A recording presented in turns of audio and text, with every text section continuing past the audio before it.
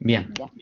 eh, ya deberían estar viendo la presentación, así que si alguien me confirma que sí, Se ve súper bien. sí, ya, perfecto. Entonces, como les decía, nosotros hoy día vamos a hablar sobre... Muchas gracias, Bernardito.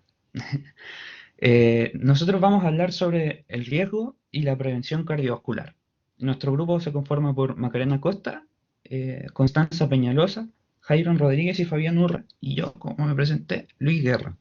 Somos todos estudiantes de medicina, yo soy de cuarto año y los demás chicos son de segundo año. Preparamos la presentación con mucho trabajo y antelación, así que esperamos que les guste. Y al final de la presentación vamos a tener un periodo para que ustedes puedan hacer preguntas, eh, las que deseen, ¿no? Nos bombardean ahí. Así que, bueno, ahí. Bien. Es común que nosotros escuchemos a nuestro vecino, a nuestro familiar, a nuestra tía, que digan cosas como tengo la presión alta, tengo problemas con el azúcar. Lo escuchamos casi en el día a día, pero ¿realmente sabemos qué significa eso? Eh, el concepto en general que engloba todas estas características es el de enfermedades cardiovasculares. Las enfermedades cardiovasculares son aquellas que afectan al corazón y a los vasos sanguíneos. Y en base a este concepto aparece otro concepto que está ahí en azulito, que es el de riesgo cardiovascular, que es un término que se utiliza mucho en el área de la salud para referirse a la probabilidad de que un paciente sufra una enfermedad cardiovascular grave, como podría ser un infarto o un accidente cerebral. Por eso, durante la presentación vamos a tratar de explicar los distintos factores de riesgo, las complicaciones de estos factores de riesgo y lo principal y lo más importante es cómo prevenir que nosotros podamos tener un evento cardiovascular o una enfermedad cardiovascular. Bien, las patologías cardiovasculares son un problema del día a día y el objetivo de esta foto es que esta imagen recorrió el mundo hace 1 o 2 semanas, porque un futbolista, Christian Eriksen, mientras jugaba en la Eurocopa, en medio del partido se desplomó y, lo voy a decir así, amigos, él murió dentro de la cancha. Y él era un deportista, tenía menos de 30 años, eh, comía saludable, era atendido por los mejores médicos, y aún así, pese a que uno diría como es la persona más sana del mundo, él tuvo un evento cardiovascular y que cuando pasó impactó a todo el mundo, en todo el mundo se hablaba de él, no había portada en que no estuviera él.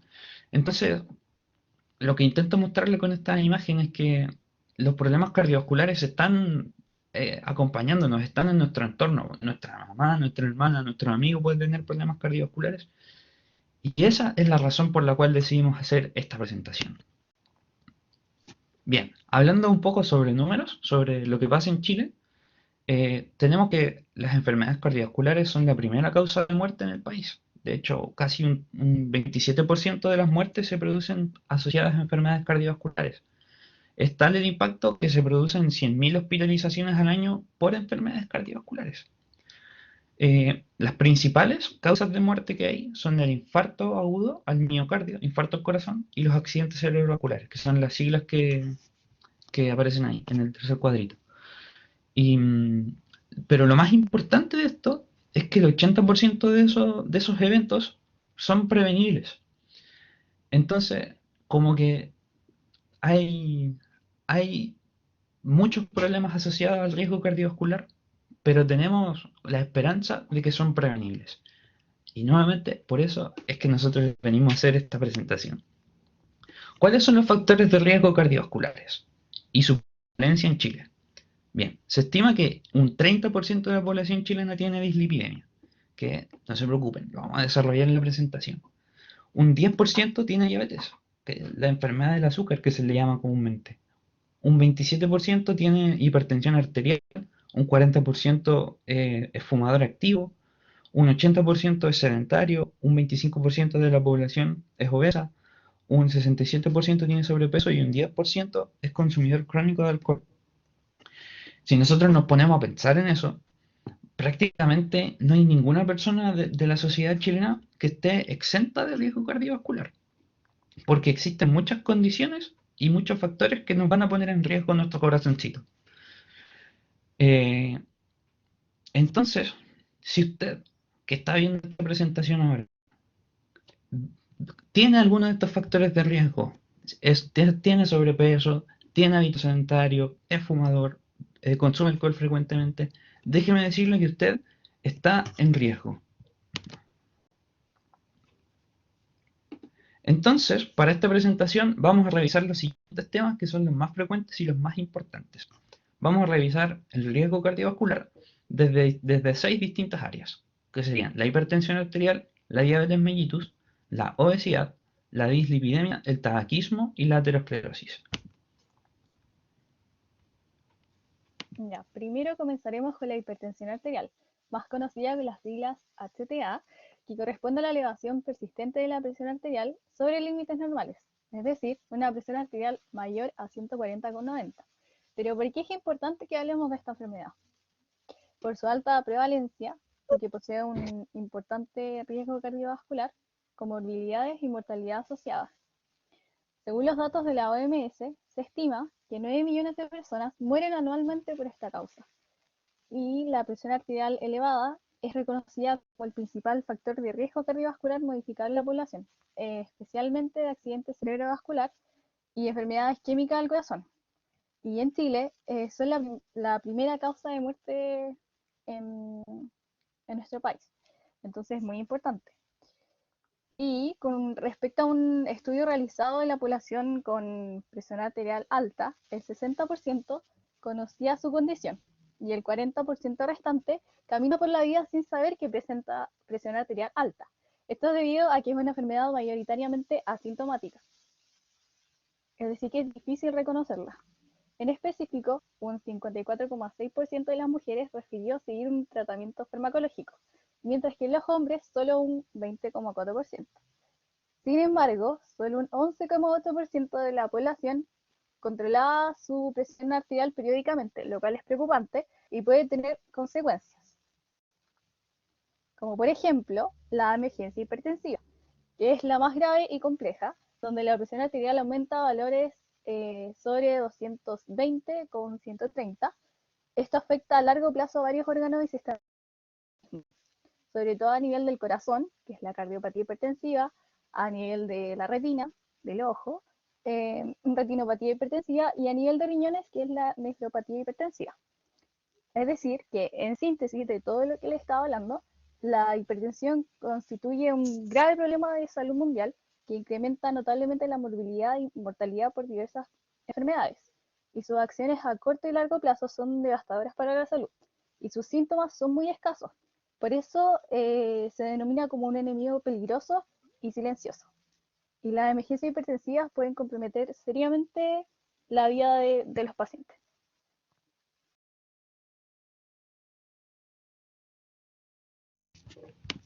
Bien, soy yo de nuevo. Espero que no me hayan extrañado tanto. Ahora vamos a hablar un poco sobre la diabetes mellitus, que esta es la típica enfermedad que a uno cuando se lo encuentran interpreta como que tiene problemas con el azúcar.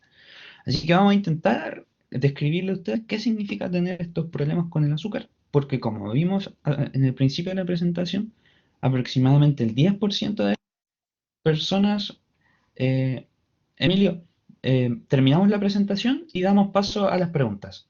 ¿Ya? Así que lo voy a dejar ahí en stand-by por mientras. Como vimos al inicio de la presentación, el 10% de la población padece de diabetes. ¿Qué es la diabetes? Es una enfermedad crónica que se caracteriza por niveles altos de azúcar en sangre. Pero el término no es solamente azúcar, es glucosa, porque uno tiende a pensar que es solamente problema de comer mucho dulce, de comer mucha grasa, pero el azúcar a la que se refiere esta enfermedad no es solamente como a comer dulce, sino que se refiere a carbohidratos, masas en general. Eh, Quiero hacer énfasis en esto de la diabetes porque es considerada una pandemia del siglo XXI y uno cuando piensa en pandemia inevitablemente piensa en el COVID, Pero, como dice en el segundo punto de la epidemiología, el año pasado habían 463 millones de personas en el mundo con diabetes. Y si vemos el cuadro de arriba, a la fecha solamente van 185 181 millones de personas con COVID en el mundo. Entonces, prácticamente hay el triple de pacientes con diabetes que personas que han padecido COVID-19 durante la pandemia. De hecho, se estima que en 25 años más ya no van a ser estos 400 millones de personas los que tienen diabetes, sino que van a ser 700 millones de personas en el mundo con diabetes. Y para peor, como nos gusta a nosotros a Chilito compararse con los demás países, Chile es el sexto país de la OCDE con más casos de diabetes. Como les decía, 10% de la población. Que para llevar los números son cerca de 2 millones de personas en Chile que tienen diabetes. El problema clave de la diabetes es una falta de producción de la insulina o problemas de absorción. Y la insulina, como dice abajito, es una hormona que se encarga de tomar el azúcar que hay en la sangre y llevarla a los tejidos para que no esté haciendo daño en la sangre. Existen tres síntomas clásicos y que la mayoría de la gente conoce. Estos son la poliuria, que significa necesidad de orinar frecuentemente, la polidipsia, que significa necesidad de beber líquidos frecuentemente, y la polifagia, que es la necesidad de comer frecuentemente. Si bien estos... muchas gracias ahí por el puntero.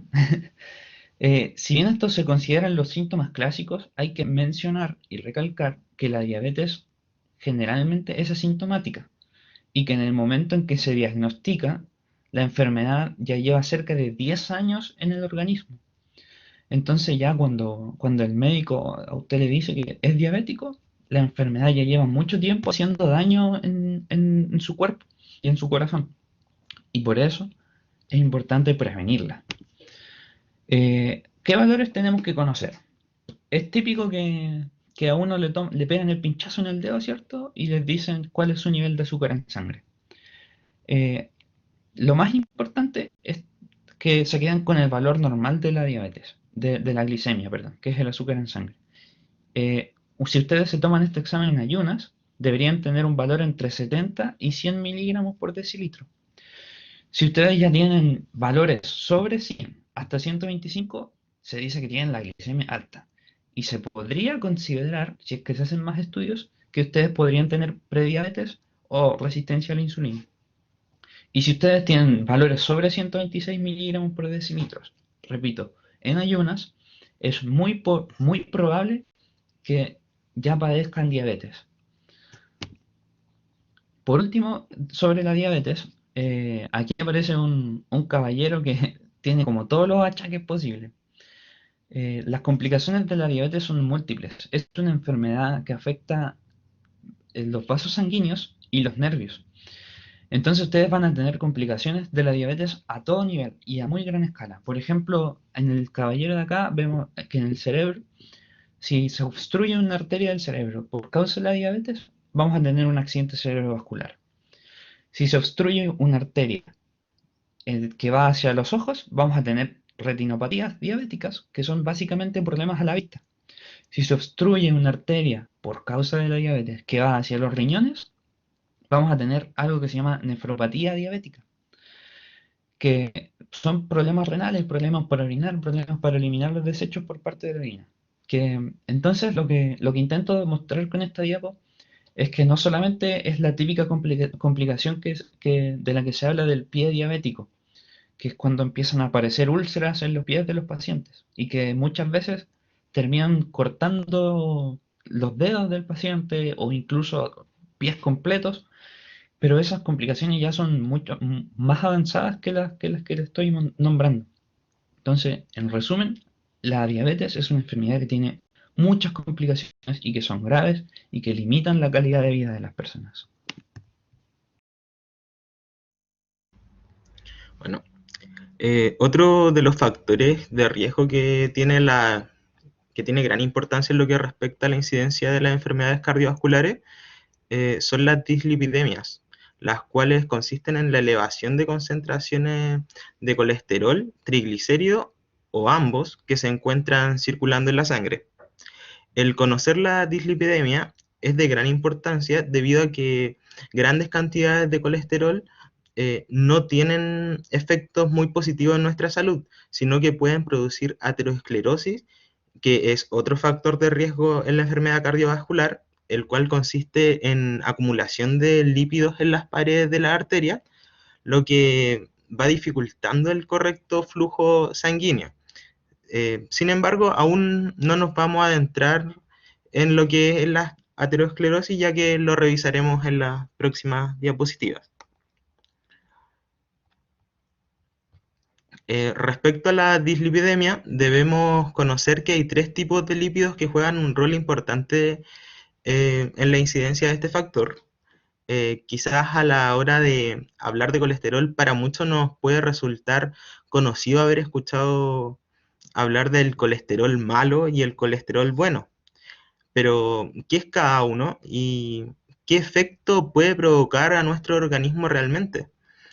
Primero que todo, el colesterol que conocemos como malo es el colesterol que tiene mediciones sanguíneas que se determinan como el LDL, el cual es un colesterol que tiene efectos perjudiciales en nuestra salud, ya que tiene el potencial de tapar nuestras arterias, generando una serie de complicaciones cardiovasculares.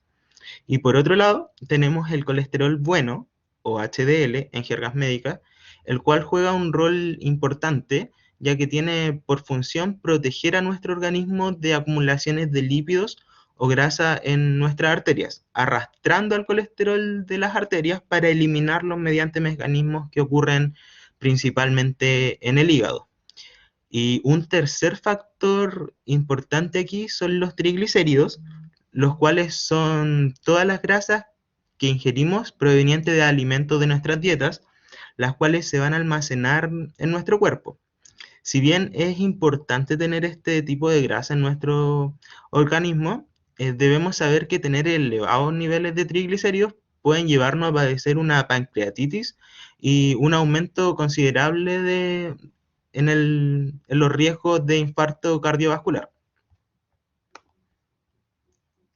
Bueno, en la tabla de la imagen podemos observar los valores deseables para cada colesterol y triglicérido, siendo valores inferiores a 200 miligramos por decilitro para el colesterol total, 130 miligramos por decilitro para el colesterol malo y 35 miligramos por decilitro como mínimo para el colesterol bueno o HDL y un máximo de 200 miligramos por decilitro para triglicéridos.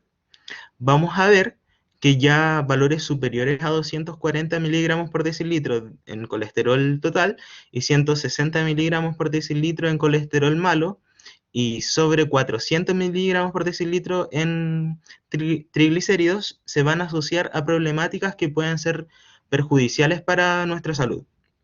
Es por ello que es recomendable cuidar la ingesta de alimentos, considerando tener una dieta alejada de comidas rápidas como las que podemos ver en la imagen, prefiriendo reemplazar los alimentos que signifiquen un alto aporte de grasas saturadas como la leche entera, carnes con alto contenido graso, salchichas, tocino, eh, y reemplazarlos por alimentos como la palta, aceite de oliva, nueces, o alimentos ricos en fibras como la avena y los frijoles.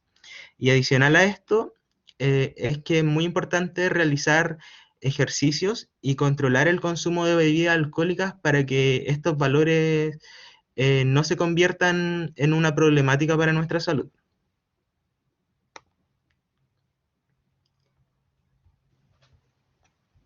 La obesidad se define, de acuerdo a la Organización Mundial de la Salud, como una enfermedad crónica caracterizada por el aumento de la grasa corporal y se clasifica con el índice de masa corporal, que es la relación entre el peso expresado en kilos y el cuadrado de la altura expresada en metros, los índices cintura-cadera y circunferencia de cintura, que son una medición que se hace con una cinta métrica no extensible en el punto medio entre el término de las costillas por el costado y el hueso que protruye de la cadera. En general, más o menos como a la altura del ombligo, pero como el ombligo igual puede variar un poco su posición, mejor verlo con las costillas y el huesito de la cadera. Aunque estas últimas dos se usan más para definir riesgo cardiovascular o diabetes, en general se usan ya definitivamente para apoyar al índice de masa corporal, porque está limitado, por ejemplo, en personas que tienen mucha masa muscular, y el índice de masa corporal les puede salir, que se indica en la tabla de abajo, como sobrepeso o obesidad, a pesar de que no tengan acumulaciones de grasa, o que no considera la composición grasa entre masa magra y masa grasa. Y ahí, dependiendo del índice de masa corporal que uno obtenga, se puede clasificar su situación. Hay algunos datos de la Organización Mundial de la Salud. De hecho, esta enfermedad también se considera pandemia desde el 2010. Existen muchos casos de obesidad en el mundo. Dice, más de 1.900 millones de adultos tienen sobrepeso y de los cuales más de 650 millones son obesos. Y en Chile se puede ver este gráfico del estado nutricional total. Este no considera la edad, solo país y sexo. Y se puede ver un gran aumento de la obesidad entre el 2009-2010 al 2016-17. Y incluso más se puede ver que se disminuye el normopeso en porcentaje. Es un poco más prevalente en la mujer. Pero eso quiere decir que solamente aumentaron las personas con sobrepeso y obesidad y disminuyeron las personas que tenían normopeso. Oh, ahí está. Disculpen, el internet está un poquito lento. ¿Por qué se produce la obesidad? Principalmente por un desequilibrio energético. ¿Qué quiere decir esto? Que el consumo de calorías diarias es mayor al consumo de calorías por parte del cuerpo, por ingesta de alcohol, puesto que el alcohol mismo se considera una especie de carbohidrato falso que el cuerpo después acumula, e incluso esa grasa de alcohol cuesta mucho más quemarla, por decirlo así, que el resto de las calorías.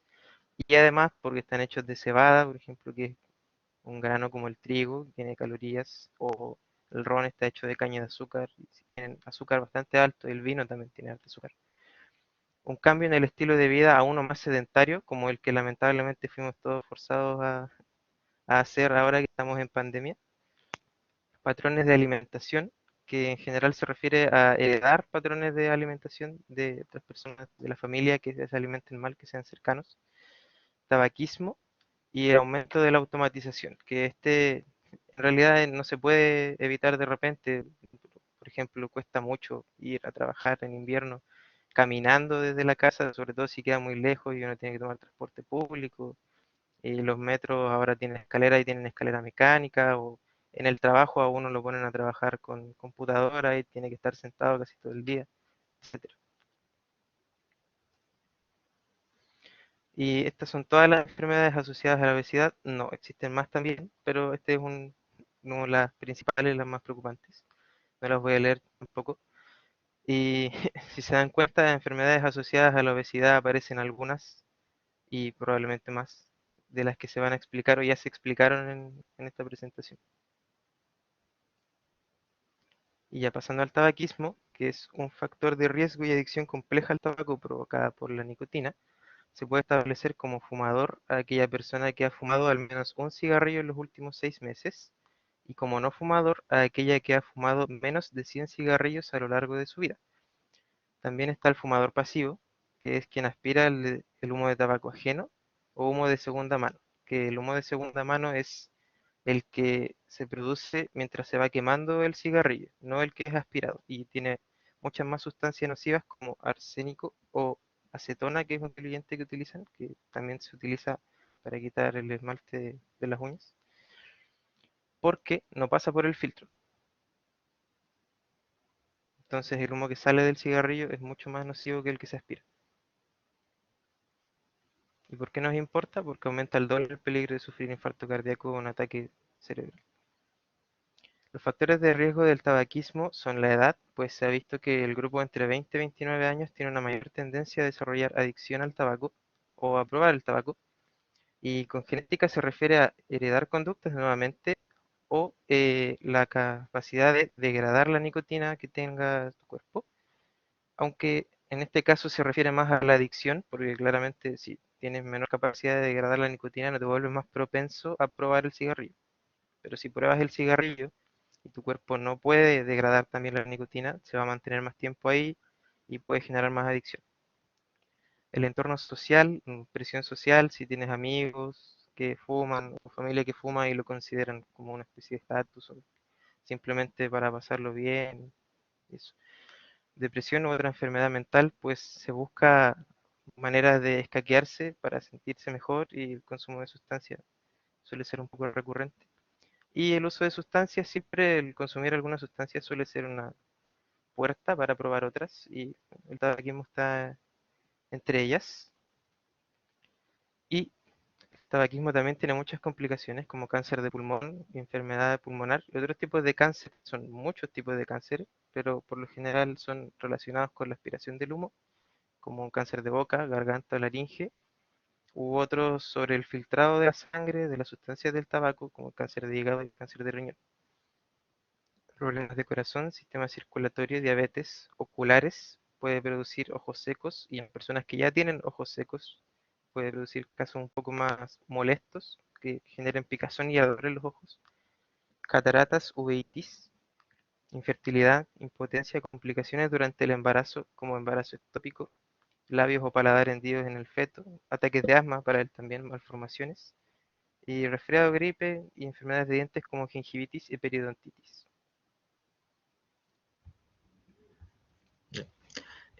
Tal como habíamos mencionado anteriormente, la aterosclerosis consiste en la obstrucción de las arterias y vasos sanguíneos ocasionados por las grasas, las cuales a medida que se acumulan van formando una placa de grasa sobre los vasos sanguíneos, impidiendo el correcto flujo de la sangre. Tal como lo podemos ver en la imagen, en donde el contorno rojo representa nuestra arteria, que es, por decirlo de algún modo, la autopista por donde viaja nuestra sangre, y lo amarillo representa la placa de aterosclerosis, la cual ha llegado a niveles importantes de acumulación de grasa, y en este caso se puede ver que se ha engrosado, achicando esta autopista, provocando una gran congestión sanguínea tras esta placa, lo cual genera grandes riesgos de romperse. Es importante saber que nuestras arterias transportan los nutrientes que hemos ingerido mediante nuestra alimentación y el oxígeno que obtenemos al respirar, y estas se encargan de distribuirlos por los distintos tejidos de nuestro organismo. Por lo que si se obstruye una de nuestras arterias, el cuerpo se quedará sin sus materiales para poder trabajar correctamente. Bueno, tal como hemos mencionado anteriormente, la aterosclerosis puede producirse por las altas presiones de nuestros vasos, adicciones importantes como el tabaquismo, concentraciones altas de colesterol como la dislipidemia, enfermedades como la diabetes y problemas como la obesidad o sobrepeso. De este mismo modo, el tener una placa de aterosclerosis en nuestras arterias, volviendo al ejemplo de la autopista, en donde nuestra carretera se queda sin carriles para transportar nuestros nutrientes y oxígeno, se va a generar una gran congestión sanguínea que tendrá grandes probabilidades de romperse, generando infartos al miocardio, enfermedades renales e incluso un accidente cerebrovascular por el colapso de alguna de estas arterias.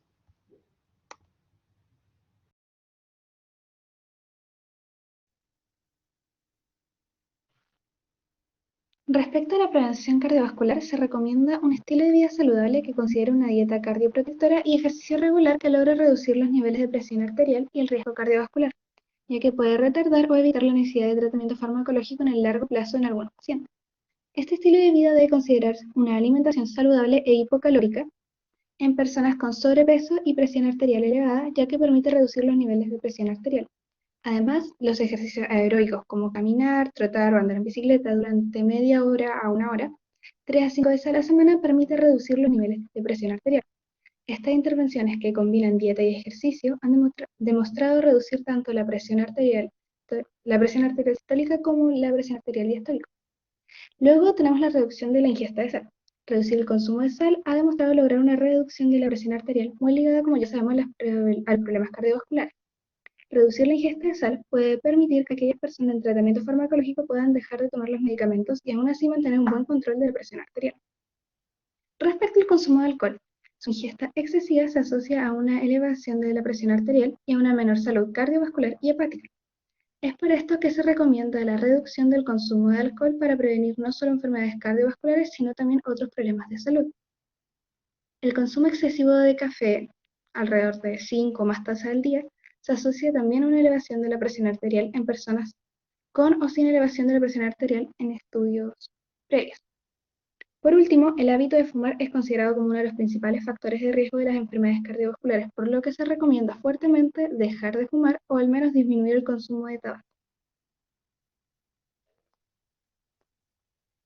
En conclusión, las patologías cardíacas son muy prevalentes, tienen factores de riesgo comunes a todas ellas y sus complicaciones son graves. Por esta razón es importante prevenir la aparición y desarrollo de esta patología. En resumen, cuiden su corazón.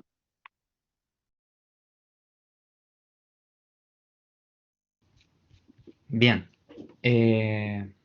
con eso nosotros terminamos nuestra presentación. Espero que les haya gustado mucho, que hayan aprendido cosas. Así que ahora les voy a dejar un espacio para que ustedes nos puedan hacer preguntas a nosotros. Así que el micrófono o el chat está abierto. Muchas gracias, Evelyn.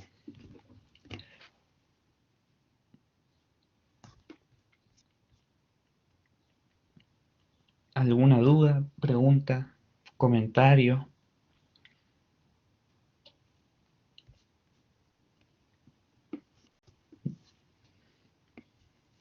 Dime nomás, Matías.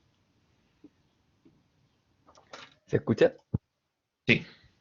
Ya, pero, ya mira, mi duda es que hace poco mi papá, bueno, mi papá es obeso y es fumador excesivo, se fuma una cajetilla en 2 días, un día de repente. Y hace poco hice unos exámenes donde salieron los triglicéridos y el azúcar. O sea, el azúcar no fue tanto, estaba en 102, pero los triglicéridos estaban en 300 y algo. Ujú. ¿Qué tan malo es eso? Ya. Mira, te voy a poner la tabla también para mostrarte qué es lo que hacen en la clínica. ¿Cuántos años tiene tu papá? Ayer cumplió 46. Ya, es súper joven. Ya, déjame buscar la diapositiva. Ya, mira. eh, Tiene factores de riesgo cardiovascular, como serían la obesidad y también me dijiste que tenía problemas con el azúcar, ¿no? Claro, estaban 102. Ya, mira, eh, cuando los triglicéridos están elevados, significa literal que uno está consumiendo mucha grasa, que es bueno para el completo, bueno para el McDonald's. Y en general los triglicéridos no tienen tanto riesgo como si sería el colesterol malo o LDL. Y en caso de que los demás lípidos hayan salido normales, tu papá tiene consideraciones para iniciar un tratamiento farmacológico con fármacos que se llaman fibratos, que son fármacos que se consumen hasta que se reducen los triglicéridos.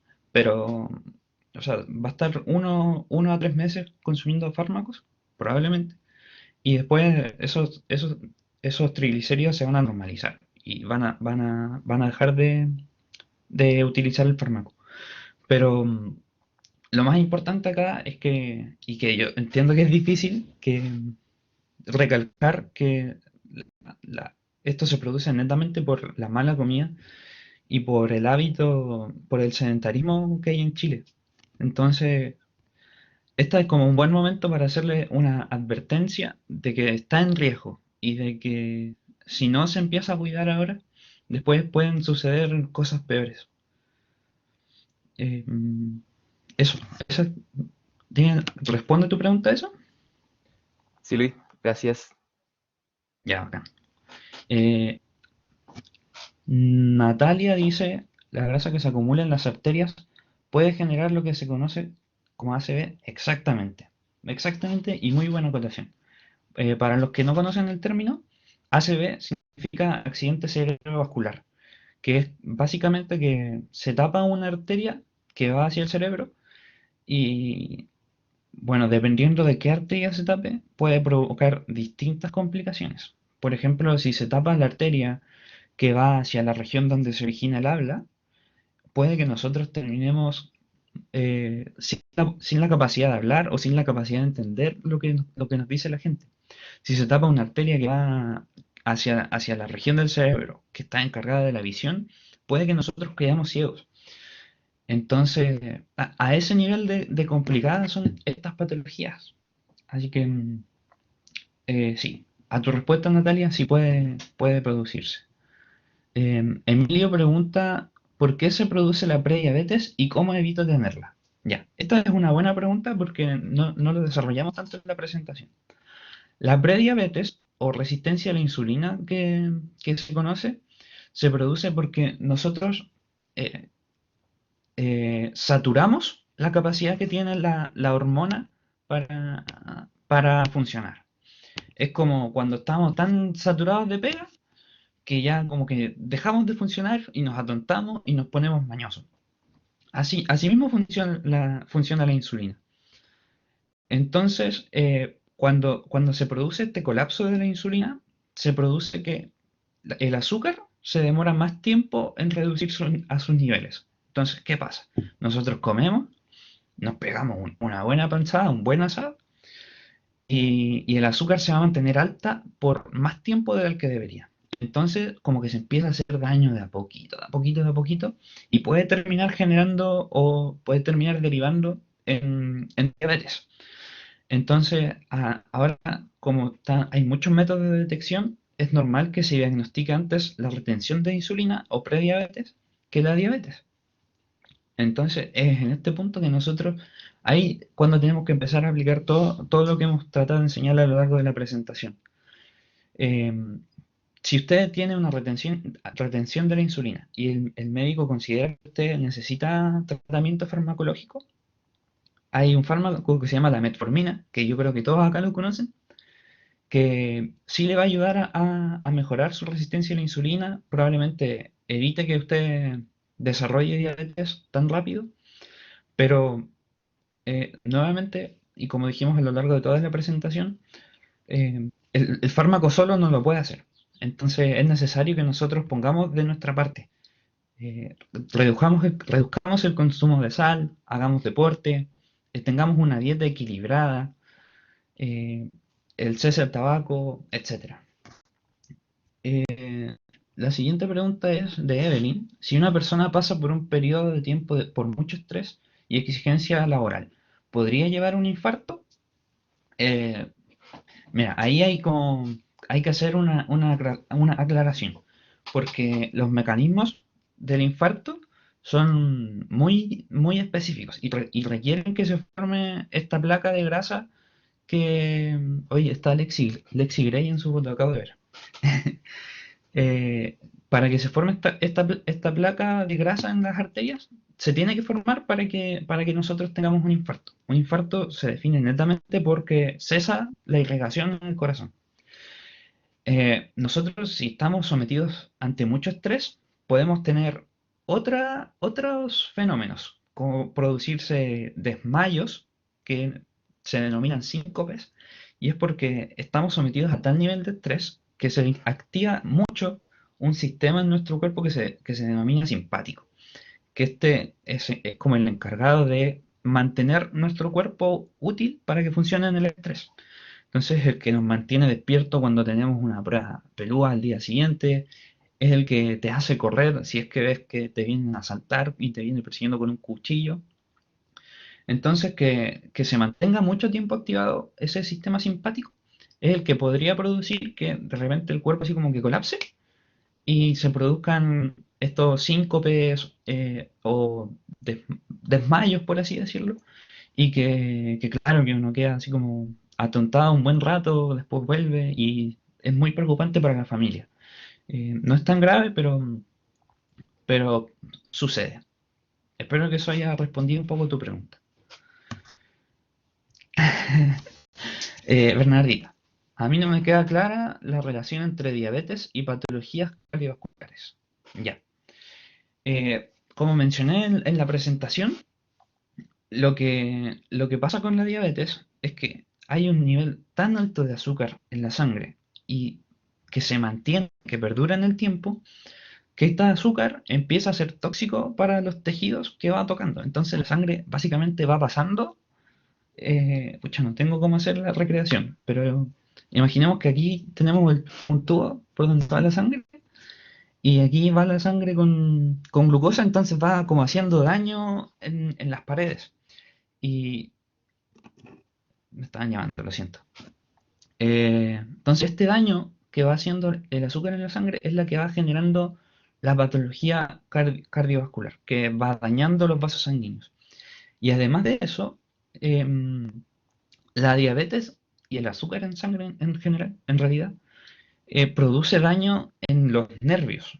Entonces, es muy común que se produzca en los pacientes diabéticos que dejan de tener sensibilidad, como desde la muñeca en adelante o desde el codo en adelante, y empiezan a sentir como hormigueo o los tocan y les duele. Es muy común porque el azúcar en sangre empieza a hacer daño a ambos niveles, en las arterias y en los nervios. Espero que eso haya respondido a su pregunta, Bernardita. Robinson pregunta, hola, yo tengo hipertensión y diabetes tipo 2. ¿Existe algún modo que no sea mediante los medicamentos para poder controlarlo? Sí. Eh, como lo vimos durante toda la presentación, tenemos, justo aquí está la diapositiva. Tenemos estas 5 patitas que son claves para mantener un estilo de vida saludable y para mantener controladas las enfermedades. Se estima que una buena dieta y ejercicio para mantener un peso adecuado, estar en peso normal, puede reducir la presión hasta en 20 miligramos de mercurio. Eso quiere decir que si usted tiene la presión en 180, si tiene un correcto peso, si logra bajar a su peso ideal, va a reducir su presión a 160, lo cual ya es una gran diferencia. Si reduce la ingesta de sal, para que ustedes sepan, la ingesta de sal recomendada son 2 a 4 gramos al día. Y eso es básicamente una cucharadita de café. Y nosotros en Chile somos re buenos para la sal. Las papas fritas, mientras más salada, mejor. Y entonces, todos estos mecanismos de prevención que hemos visto durante la presentación nos van a servir a reducir la presión arterial y el riesgo cardiovascular. Sin embargo, no, llega un punto en que no es suficiente. Entonces, mantenernos controlados con los fármacos también nos ayuda en demasía y no podemos escoger entre uno u otro cuando ya tenemos la hipertensión declarada o la diabetes declarada. Recordemos que estos son medidas preventivas de las enfermedades. Entonces ya cuando la enfermedad está presente, siempre se recomienda utilizar fármacos. Y de hecho, a medida que, o sea, si yo decido no tomarme los fármacos, llega un punto en que el organismo empieza a fallar tanto que ya no me va a servir solamente la pastilla en la mañana del enalapril o la metformina después del almuerzo, sino que va a haber un punto en el que ya me van a tener que poner más fármacos, que ya no va a ser solamente enalapril, sino que van a usar enalapril o losartán, que se usa mucho, sino que van a usar el amlodipino o van a usar diuréticos para favorecer la orina, etcétera, etcétera, etcétera. Lograste reconocer mi personaje. La diabetes, pregunta de Evelyn de nuevo, ¿la diabetes y prediabetes son crónicas? O sea que no se pueden curar y es algo que se trata de por vida. Ya. La diabetes sí es una enfermedad crónica que va a requerir estar día a día ahí manejándolo y por eso es importante prevenirla. La prediabetes es como un ultimátum que te da tu organismo. Así como, si no empiezas a cuidarte ahora, vas a tener una enfermedad crónica. La diabetes la prediabetes o retención de la insulina se puede mejorar. Uno puede evitar que progrese a diabetes, pero ya una vez que uno tiene diabetes, es muy difícil curarla. Entonces sí es una enfermedad crónica. De nada, Bernardita. Las dudas que tengan, láncen nomás. Robinson pregunta de nuevo, siempre que asisto al dentista yo con la presión alta. Estuve hace poco trabajando en construcción y ahora volví a trabajar como conductor. ¿Puede que esto haga que tenga siempre la presión alta? Mire, hay un concepto que se llama hipertensión de bata blanca, que básicamente es cuando a la persona le sube la presión siempre que está en presencia de alguien de la salud. Porque es típico que uno dice, ay, ¿para qué voy a ir al doctor si cuando voy puro que me retan? Como, ¿para qué voy a ir a pasar rabia? Entonces es común que a los pacientes, cuando acuden al médico o al kinesiólogo, o, etcétera, etcétera, o incluso al mismo dentista que usted decía, es común que le sube la presión en esos momentos y que cuando están en su casa están bien. Entonces, si ese podría ser su caso, eh, le recomiendo que si usted tiene maquinita para la presión, se tome la presión al menos 3 veces al día y lo vaya anotando. Entonces, usted se despierta, toma el desayuno, se toma la presión y lo anota. Después del almuerzo, se toma la presión de nuevo y lo anota. Y antes de acostarse, se toma la presión de nuevo y lo anota. Y puede hacer ese proceso durante 1 o 2 semanas y después cuando usted vaya a un médico y usted le muestra sus resultados y dice como, mira, estas fueron mis presiones durante las últimas 2 semanas. Si es que el médico nota que sus presiones en realidad no están altas como deberían para considerarse hipertenso, usted podría padecer de esta hipertensión de bata blanca, pero son casos puntuales. Em, Bien. Una última cosa, ya para ir cerrando, porque viene otra charla, eh, que me han comentado mucho últimamente, o sea, me han consultado mucho sobre la utilidad de la cirugía del bypass gástrico, de la manga gástrica, si de verdad cura o no la diabetes. No sé si a ustedes les ha pasado que llega un amigo contándoles que se curó la diabetes y la hipertensión y todos los males porque se operó la guata. Y sí, está demostrado que sí reducen, que sí curan la diabetes y la hipertensión y ciertas patologías crónicas. Pero aquí nuevamente aparece el mismo concepto de que de nada sirve hacerse la cirugía si nosotros no cambiamos nuestro estilo de vida. Si nosotros ya nos hacemos la cirugía y quedamos regios y en un año bajamos 20 kilos y wow, estamos re contentos y nos empezamos a desbandar de nuevo con la comida, a empezar a tomar alcohol de nuevo, vamos a volver a lo mismo que como empezó el problema. Entonces, lo más importante de esta presentación, y que es lo que quiero que les quede claro, es que las patologías cardiovasculares eh, tienen complicaciones graves. La misma muerte es una complicación de la patología cardiovascular. Nadie está exento de tener una patología cardiovascular, pero lo bueno es que las podemos prevenir. Entonces, mientras mejor estilo de vida tengamos nosotros, más sano va a estar nuestro corazón y mejor va a estar nuestra calidad de vida. ¿Alguna última pregunta para ir cerrando? Sí, dale nomás, Evelyn.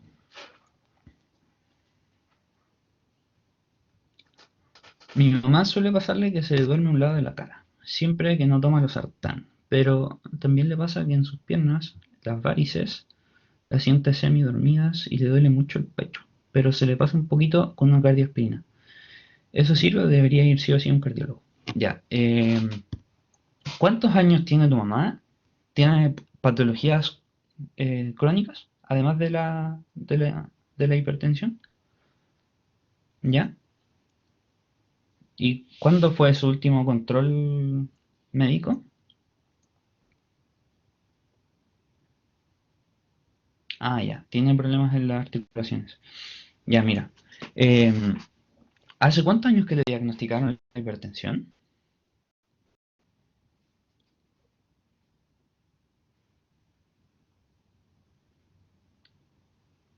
hace como 10 años. Y le han ido haciendo ajustes de las dosis, o sea, le han subido la cantidad de fármacos o algo así. Solo una vez. Ya. Mira, esto es típico que sucede que a pesar de que nosotros nos estemos cuidando, el medicamento ya deja de hacer efecto en cierto punto. Y como tu mamá tiene hace 10 años la diabetes, que es bastante tiempo, puede que los fármacos ya necesiten como un escalafón más. Em, y yo les recomendaría hacerse un control cardiovascular porque a su edad ya es necesario hacer un chequeo completo para ver cómo está su estado general. Y ahí se ve si necesita otro fármaco, quizás si ya tiene diabetes o cualquier cosa. Entonces sí le recomendaría hacerse un chequeo general.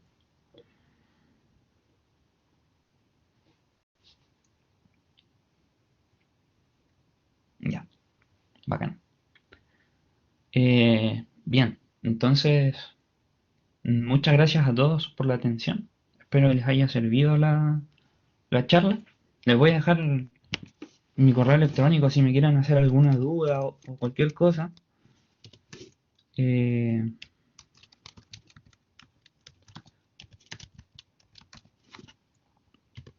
por si es que tienen alguna duda de la presentación o de cualquier cosa, ahí me hablan nomás y yo les respondo cualquier cosa.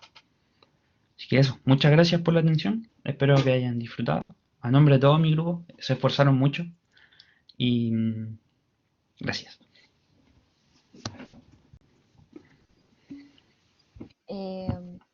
Mati, no sé si estás ahí.